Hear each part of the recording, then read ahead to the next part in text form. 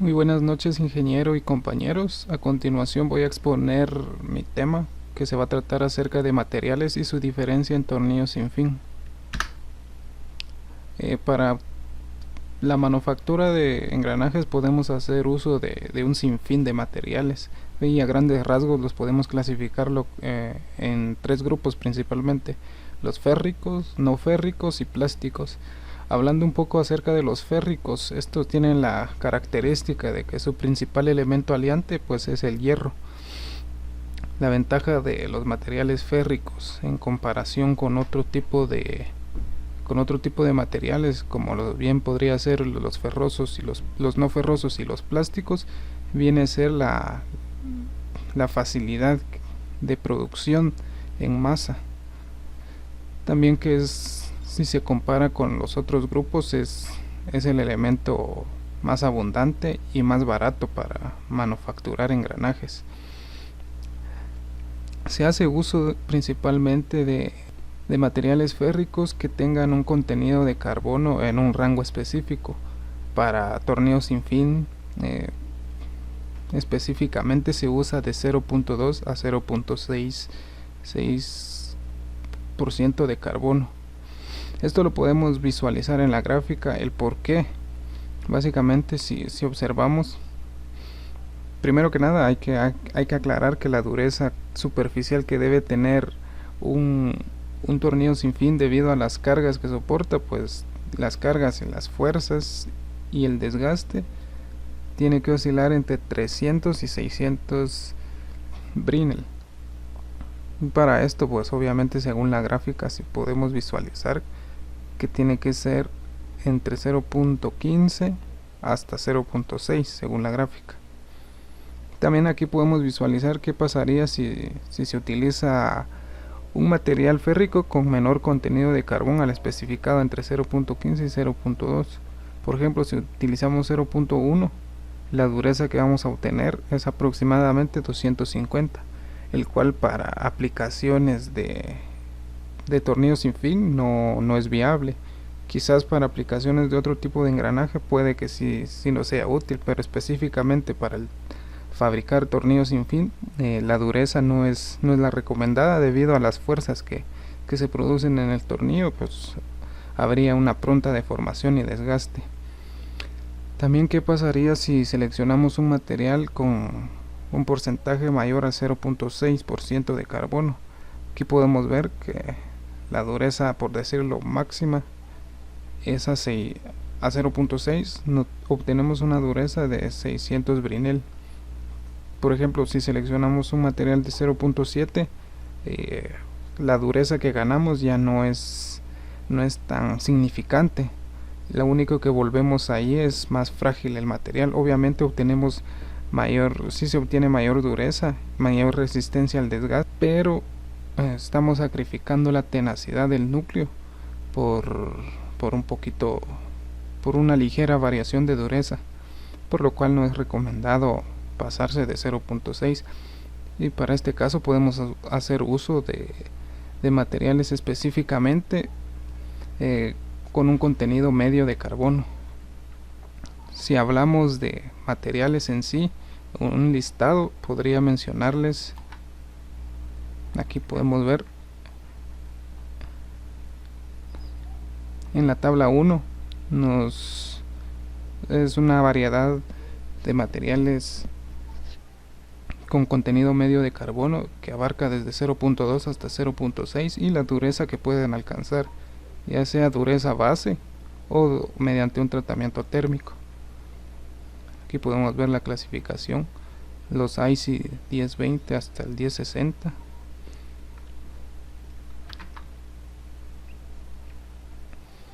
A diferencia de los plásticos o de los materiales no ferrosos, la dureza de un acero es generalmente una función del tratamiento térmico y no de la composición de esta. Por ejemplo, en los plásticos sí influye bastante la composición en cambio en los aceros está determinado principalmente por el tratamiento térmico final que se le aplique al tornillo sin fin en este caso.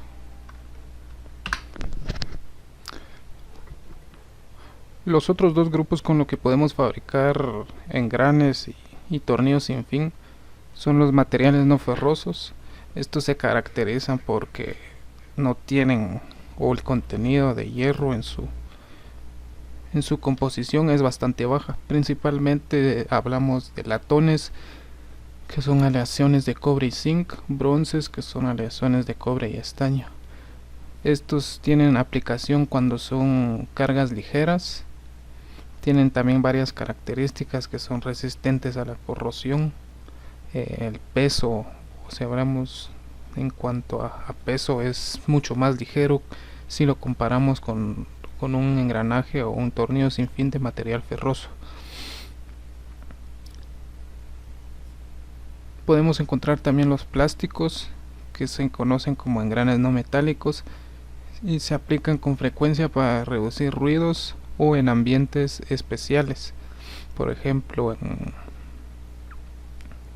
en electrónica se utiliza bastante, como podemos ver aquí, el conjunto reductor de motor de corriente continua acoplado a una corona. Esto es bastante común verlo en electrónica. Cualquier aparato electrónico que se desarme, pues es común encontrar un dispositivo de estos. Casi que si hablamos para alta potencia o para potencia media, es difícil encontrarlo debido a que el plástico, pues su resistencia a la deformación es bastante baja a comparación de un material no ferroso y un material ferroso. Principalmente podemos ver aquí en la imagen de la derecha que se usan también para desplazar, en este caso un tornillo sin fin está desplazando botellas. En cuanto a los cálculos que se hicieron para el artículo, yo me basé en un artículo que compartió el ingeniero Ágreda. No sé si recordarán, se llama Ingeniería inversa de un tornillo sin fin. Básicamente ahí lo que hacían era desarmar y deconstruir una caja reductora, en la cual le tomaron todas las medidas, le hicieron exámenes de metalografía para conocer las propiedades del material y el material del que estaba fabricado. Asimismo calcularon las fuerzas que interactuaban en el tornillo y otros cálculos más, y principalmente me centré en los cálculos que ellos hicieron. Yo también los hice utilizando como referencia un libro de diseño de máquinas, de donde saqué la figura de la derecha en blanco y negro. Aquí podemos ver todas las fuerzas que actúan en el tornillo sin fin y en su rueda dentada, y las mismas fuerzas que actúan en el tornillo sin fin van a ser las mismas que actúan en la rueda dentada, por lo cual lo que hice fue calcular los tres tipos de fuerzas que actúan en el tornillo sin fin, que son fuerza radial, fuerza tangencial y fuerza axial. Aquí en el Excel podemos ver los cálculos que están en función del paso, el módulo, el número de filetes. Aquí ya incluimos velocidad, factores externos como la velocidad por ejemplo, a la que va a entrar en el tornillo sin fin. También la velocidad que queremos a la salida, los dientes de la rueda, la relación de transmisión. Básicamente los datos de interés eran esta fuerza tangencial, la fuerza radial y la fuerza axial, todo para encontrar esta resultante, que son de 297 libras y 1328 newtons. Básicamente todo esto es para todos estos cálculos, es para encontrar esta fuerza resultante y encontrar una presión que va a interactuar o a la que se ve sometida el tornillo sin fin. Pero para esto hay que dividirlo en un área, y para conocer el área, pues yo asumí que el contacto del diente es toda la cara del diente. es la que hacía contacto con el tornillo sin fin. Por lo tanto, el área saque el área de un diente, o de la cara de un diente, que esto básicamente solo es un parámetro de Inventor que el mismo programa lo da, y de ahí lo pude obtener. Y para encontrar una presión de contacto por filete de 12.36 megapascales. Como podemos ver, son 2 filetes, entonces para cada filete actúa 12 a 13, yo lo aproximé a 13 megapascales. Y aquí podemos ver las tablas 4 y 5, los resultados, los datos iniciales, que esto lo saqué del documento de ingeniería inversa, el módulo, el paso, los filetes, la velocidad de entrada, relación de transmisión, la potencia con la que iba a ser accionada la caja reductora, distancia entre centros, ángulos de presión normal. Todo esto se introdujo en el programa de Inventor para obtener la geometría del sinfín y su corona, que básicamente la corona no es de mucho interés, porque solo me interesaba analizar el tornillo sin fin. La metodología que se utilizó para resolver el problema, o para aplicar esos datos que se calculó en el Excel, es mediante un análisis por elementos finitos, abreviado como FEA. Básicamente este es un procedimiento para llevar a cabo un análisis de elementos finitos. Hay que seguir una serie de pasos. Primero que nada hay que asignar un material. Más adelante vamos a ver cómo se hace todo esto, este procedimiento, que son 6 pasos. Asignar un material, asignar unas condiciones de contorno, básicamente para simular el entorno en el que va a estar nuestro tornillo sin fin haciendo su trabajo. La aplicación de cargas, que en este caso son los cálculos. La presión principalmente se va a aplicar a cada filete del tornillo sin fin. El mallado, que lo hace el programa de Inventor. Básicamente es no sé si recordarán de análisis, si recordarán ustedes de la clase de mecánica de sólidos, cuando trabajamos por nodos para analizar alguna estructura, pues básicamente el programa hace lo mismo. Trabaja por nodos y de acuerdo a la geometría del material, pues lo dividen en ciertas poliedros o tetraedros o figuras geométricas conocidas, y para encontrar cuáles serían los mayores puntos de esfuerzo. Y después se resuelve el problema y el análisis por parte del que esté haciendo el análisis por elementos finitos. Pues para la generación y la simulación, eso ya corresponde todo en el programa de Inventor.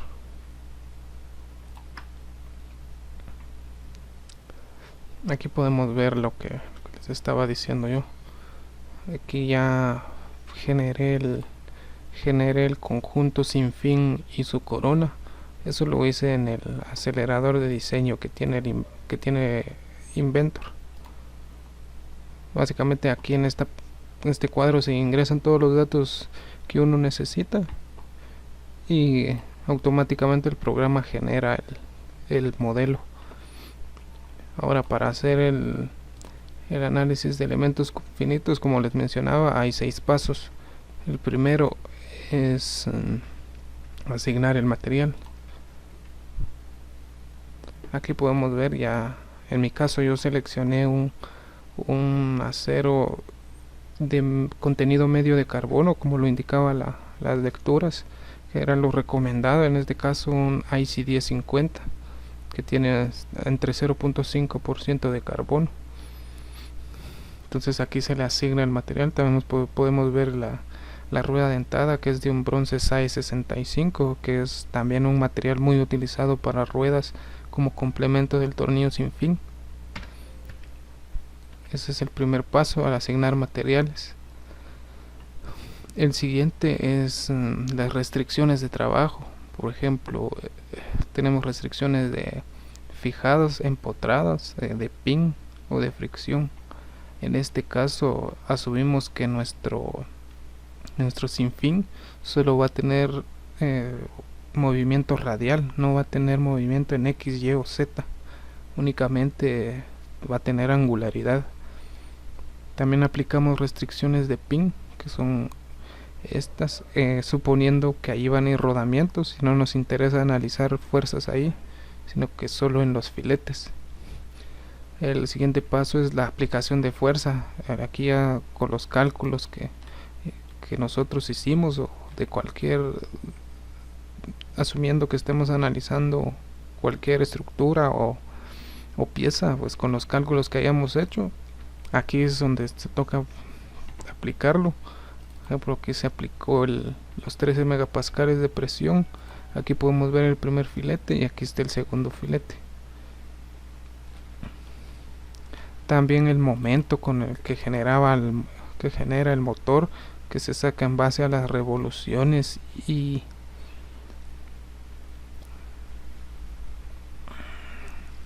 el momento que genera el motor, que está en función de las revoluciones y la potencia, que yo según lo que calculé son 2440 newton milímetro. Después de eso ya sigue el mallado, que ya es el programa automáticamente lo segmenta. En este caso me indica que hay 2159 nodos, en los cuales va a analizar, y por paso final la simulación, en donde vamos a poder ver pues qué deformación ocasionaría nuestras fuerzas, o dependiendo de lo que estemos analizando, que en este caso es la deformación o el lugar más propenso a fallar de acuerdo a nuestras cargas. Si le damos a animar, podemos ver cómo actuaría en este caso los 13 megapascales en los filetes del sinfín.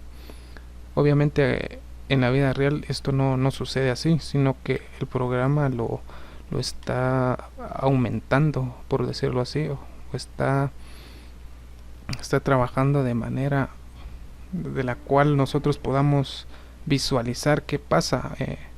Realmente esto en la vida real no se va a deformar de esa manera. Si miramos los desplazamientos, pues nos está indicando que no se desplaza, o no hay desplazamiento ni siquiera de 1 milímetro. Entonces la simulación es únicamente para hacernos una idea de cómo actúan las fuerzas en nuestro modelo de trabajo. También otro dato importante es el factor de seguridad, que nos va a indicar, como sabemos, eso está en función de nuestras cargas, en función también del esfuerzo de cedencia del material. Entonces, como en este caso tenemos que el esfuerzo de cedencia para este material es alrededor de 240 megapascales, y nuestros cálculos son obtuvimos que máximo obtenemos 102.7 megapascales de esfuerzo, por lo cual se puede concluir que esta pieza va a soportar las condiciones de trabajo, y eso lo podemos corroborar con el factor de seguridad, que nos da un máximo, máximo es 15, que será la parte menos afectada, y también nos da el mínimo, que eso es lo que nos interesa. Por ejemplo, si estamos diseñando algo y de acuerdo, si queremos nosotros un factor de seguridad de 3 o de 4 para esta pieza en específico, en este caso no cumpliría. Pero obviamente sabemos que si con el factor de seguridad tiene que ser mayor a 1 para saber que no va a haber deformación y que nuestra pieza va a soportar. En este caso nuestra pieza soporta bien las cargas que se le está aplicando. Los 13 megapascales nos da un factor de seguridad de 2, por lo que estamos trabajando a la mitad del límite de excedencia del material. Como el artículo científico trata acerca de los materiales y de su diferencia en un tornillo sin fin, básicamente lo que se hace es una comparación con otro material. Entonces, ¿qué pasa si en este caso usamos un tornillo sin fin de bronce SAE 65, que es que no, el material no es malo, pues, pero si es para alta carga, pues ahorita vamos a ver cómo se comporta. Básicamente es lo mismo, se hace el mismo análisis, únicamente se cambia el material y hacemos el análisis. Obviamente los esfuerzos sabemos que son lo mismo, porque no cambió la geometría, no cambió la fuerza, no cambió la presión, las restricciones, únicamente cambiamos nuestro tipo de material para saber qué diferencia hay con un recomendado como lo sería el SAE, el IC 1050. Básicamente aquí tenemos los esfuerzos, les decía, era lo mismo, y vamos a factor de seguridad. En este caso tenemos un factor de seguridad menor al que habíamos calculado. Si recordarán, el que habíamos calculado estaba entre 2.01, 02, 03 por ahí. En este caso, ahora cambiando el material, redujimos el factor de seguridad, por lo que nuestra pieza puede que soporte, puede que no. Podemos ver que básicamente aquí ya entran otros criterios de selección del material. Aquí, por ejemplo, el bronce SAE 65 nos da un factor de seguridad más o menos aceptable. No es del todo satisfactorio, pero sabemos que no va a fallar, que nuestro esfuerzo generado no va a deformar el material. Pero entonces aquí ya entran otros criterios, como les mencionaba, por ejemplo el desgaste que va a sufrir los filetes a causa de la presión que se les está aplicando o generando por las distintas fuerzas que actúan. Ese sería un primer factor. También, según la lectura, al hacer una rueda más dura o superficialmente que el tornillo sin fin, puede ocurrir un problema de atasco, el cual, si se fuerza, estaríamos dañando nuestro tornillo sin fin. Eso sería otro factor. Otro factor sería la manufactura del sinfín, y comparándola con la rueda, ¿qué es más fácil manufacturar? ¿Todo el sinfín incluido el eje, o solo una rueda dentada? Pues por lógica yo pienso que es mucho más fácil manufacturar una rueda dentada que solo un sinfín. Además, al sinfín, como sabemos, por ejemplo, si lo manufacturamos de un bronce SAE 65 y queremos utilizar eso para nuestro diseño, habría que ver cada cuánto o cuál es el tiempo de vida útil y compararlo con un IC 1050, un acero de contenido medio de carbono. Entonces, eso sería otro factor, aparte del tratamiento térmico que se debe llevar. Sabemos que el acero 1050 va a resistir mucho más por el tratamiento térmico que va a tener, entonces su tiempo de vida va a ser de 2, 3 hasta 4 veces mayor que un bronce SAE 50, aunque el bronce SAE 50 sí cumple con nuestro diseño de que no va a haber deformación mientras se esté aplicando las cargas. Puede que por esos factores que mencioné no sea viable hacer uso de ese material en el sinfín. Básicamente eso es todo acerca de mi exposición. Agradezco su atención.